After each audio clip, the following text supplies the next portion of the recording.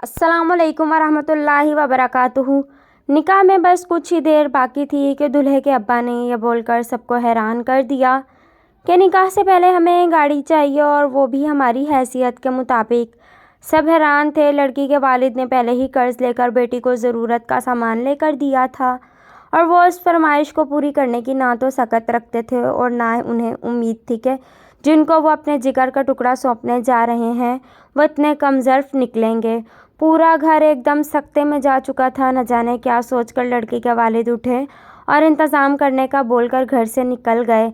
लड़का और उसके वालिद बड़ी खुशी और राहत के साथ सीना तान कर बैठे ये सोच रहे थे कि कम से कम करोला तो मिल ही जाएगी। सब इंतज़ार में थे कि 1 घंटे बाद लड़के का वालिद हाल में दाखिल हुआ और सबको खुशखबरी सुनाई कि गाड़ी का बंदोबस्त हो गया है।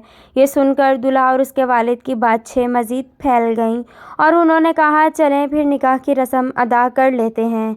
लेकिन लड़की के वालिद ने कहा, पहले गाड़ी देख लें, आपको पसंद है? लड़का और उसके वालिद खुशी खुशी लड़के के वालिद के साथ हॉल से बाहर की तरफ चल दिए।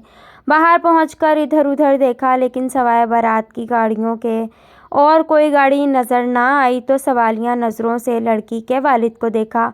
उन्होंने मज़ीद आगे चलने का बोलकर उनके साथ चलने लगे।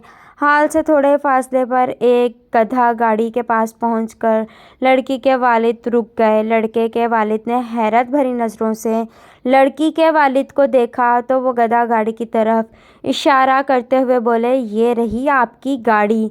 गधा आपके पास खड़ा है और मेरे ख़्याल में यही गाड़ी आपकी हैसियत के मुताबिक है। और हाँ, जाते हुए खाना खा कर जाना।